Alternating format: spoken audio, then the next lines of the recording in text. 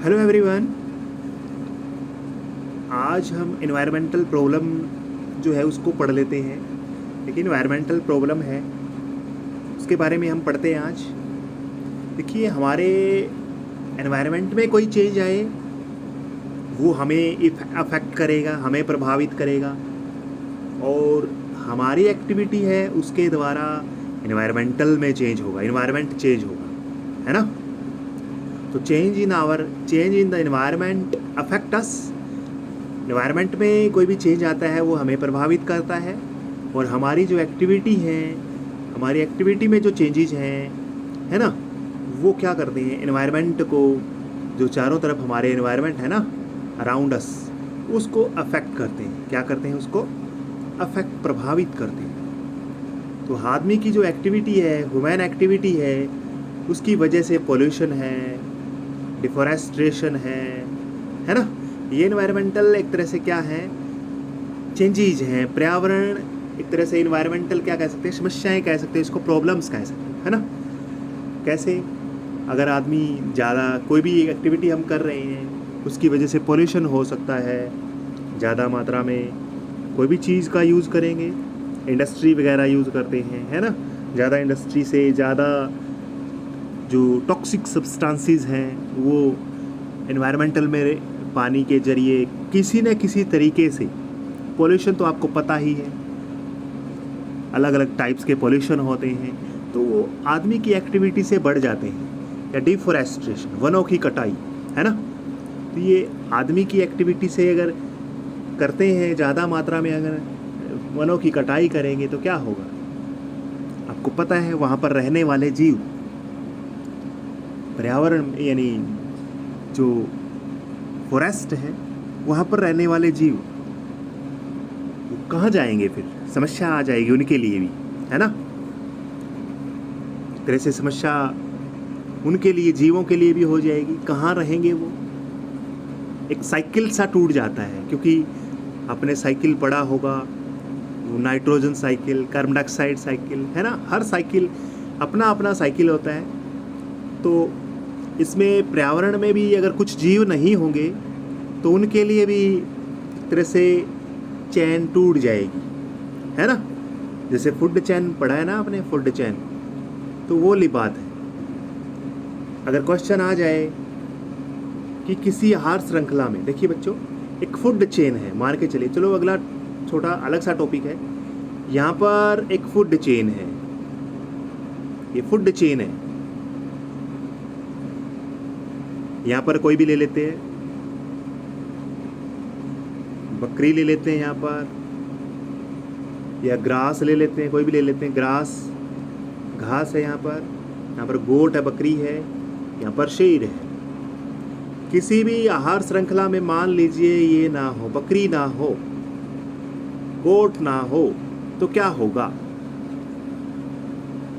एक किसी भी फूड चेन के अंदर एक लेवल ख़त्म हो जाए तो क्या होगा? इसमें छोटा सा टॉपिक है ये भाई। अगर ये ना हो तो क्या होगा?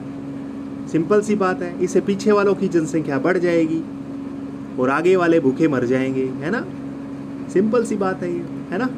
किसी भी फूड चेन के अंदर कोई एक लेवल ना हो तो उसकी बात की है। कोई भी लेवल ना हो ना, तो उससे पीछे वाले तो जनसंख्या बढ़ जाएगी, और आगे वाला, ऊपर वाला लेवल जो उसको कंज्यूम करता है वो भूखा मर जाएगा, है ना। तो ये उसमें इस तरह से की बात हम कर रहे हैं। इसमें भाई पोल्यूशन हो रहा है, डिफॉरेस्ट्रेशन हो रहा है, डिफॉरेस्ट्रेशन में जंगल को हम काट रहे हैं, तो वहाँ पर रहने वाले जीव कहाँ जाएंगे फिर, है ना।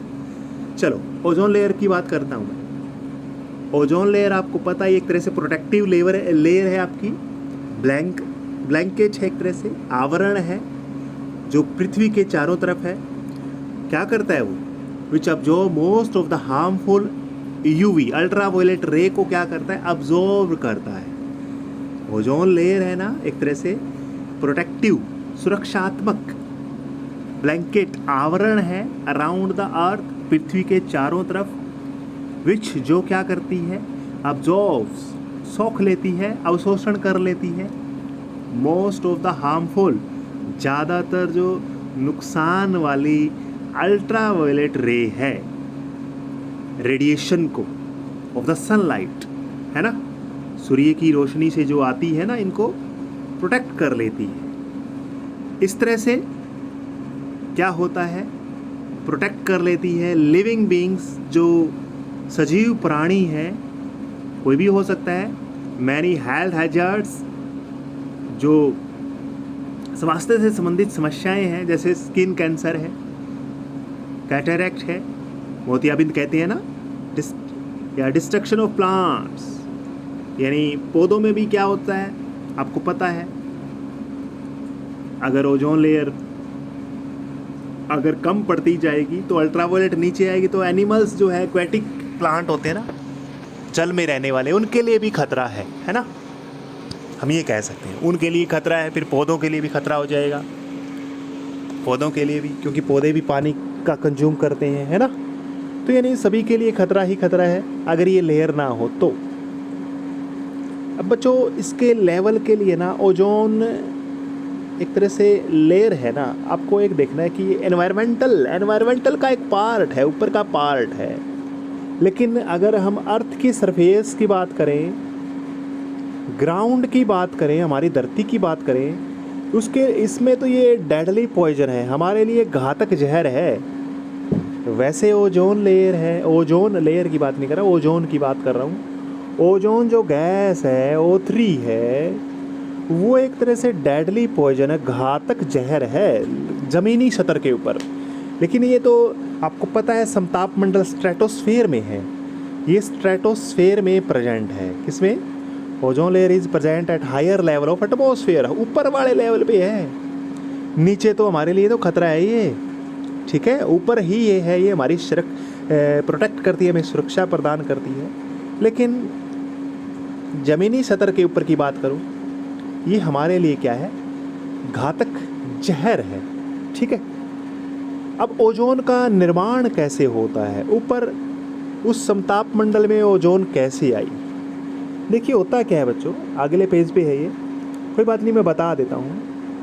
हमारे पास जो ऑक्सीजन होती है ना, आपको पता है एनवायरनमेंट में ऑक्सीजन है, जब इसके ऊपर अल्ट्रावायलेट रे पड़ती है, यूवी रे पड़ती है, तो होता क्या है, ये ऑक्सीजन का जो मॉलिक्यूल है ना, अलग अलग एटम में टूट जाता है।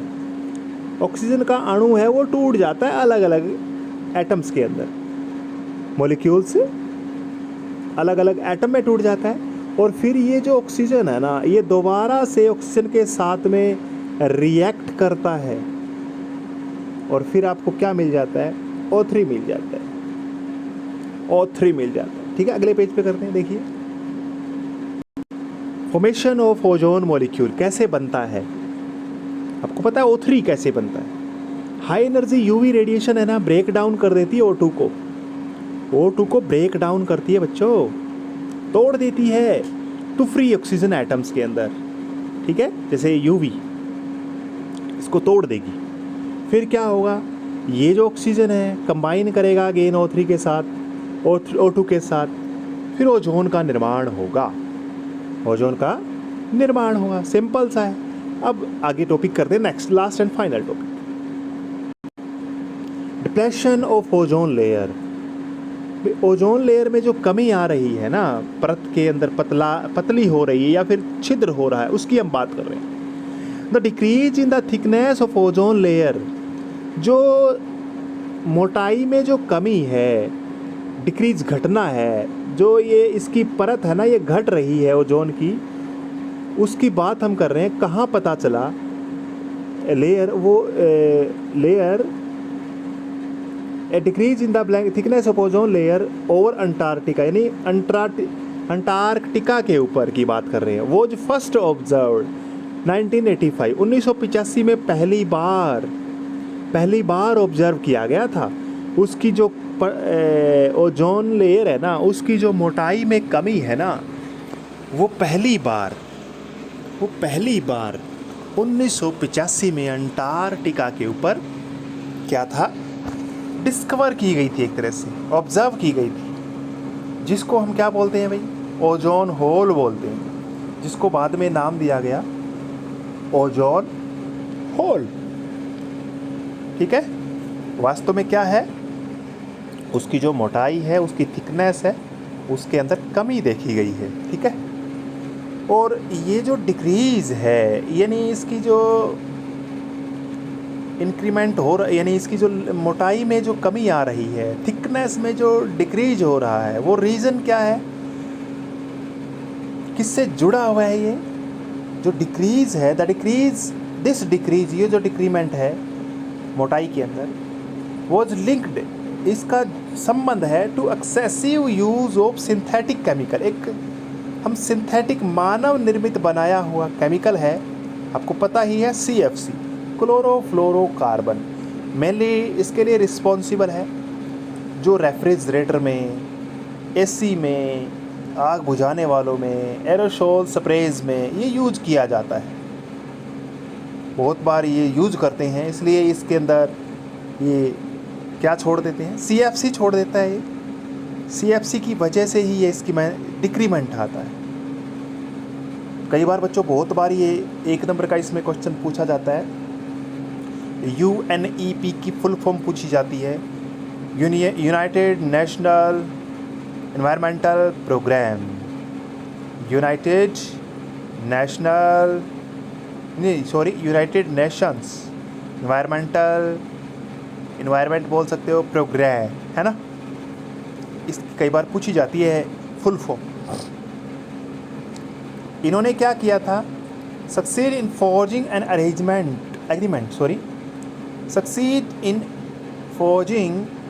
एग्रीमेंट, यानी ये सक्सीड हुए थे, सफल हुए थे, इन फॉर्जिंग, नियम बनाने में। एक तरह से फॉर्जिंग यहाँ पर क्या है, नियम बनाना, कोई नियम बनाया था एक तरह से। एन एग्रीमेंट, एक समझौता हुआ था, टू स्टॉप CFC को स्टॉप करने का, प्रोडक्शन एट 1986 लेवल।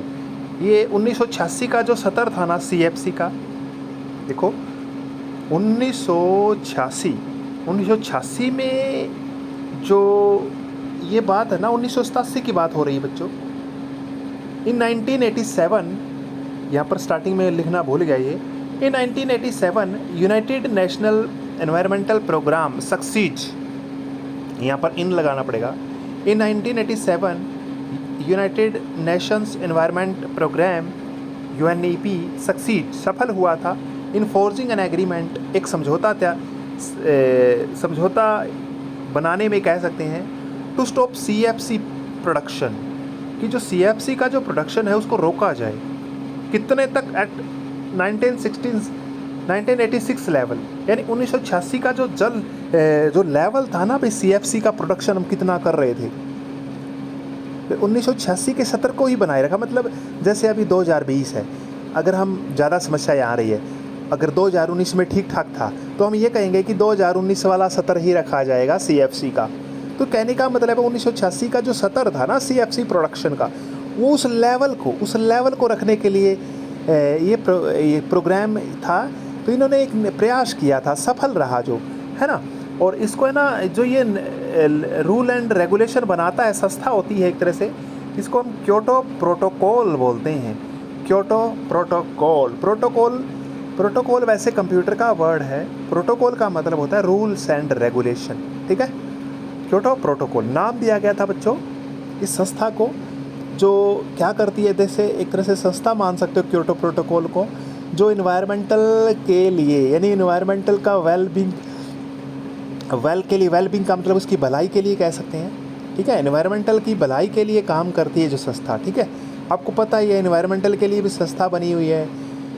कोई भी चीज़ है, जैसे आपको पता ही है भाई, कोई अखबार में आपने पढ़ा है, कोई पराली जलाता है तो उसको कर देंगे, यानी या फिर कोई और मतलब जैसे कोई भी किसी प्रकार का जो इन्वायरमेंटल को अफेक्ट करे, प्रभावित करे, वो एक्टिविटी जो कोई करेगा, ठीक है, गवर्नमेंट उसको क्या करती है, बैन करती है ना, उसको मतलब चार्ज भी कर देती है, यानी कहने का मतलब उसको जुर्माना भी लगा देती है। तो ये संस्था होती है एनवायरमेंटल से संबंधित, ठीक है। तो इन्वायरमेंटल जो कंडीशन है वो चेंज ज़्यादा ना हो, क्योंकि वो उसमें अगर चेंज आ गया तो हमारे ऊपर तो अफेक्ट जो है वो पड़ना ही पड़ना है। छोटे मोटे जीव हैं उनके लिए उनके ऊपर तो पड़ना ही है, हमारे ऊपर भी क्या है, एनवायरमेंटल के चेंजेस जो है अफेक्ट करते हैं, हमें भी प्रभावित करते हैं। तो बच्चों आज इतना ही करेंगे। Thank you.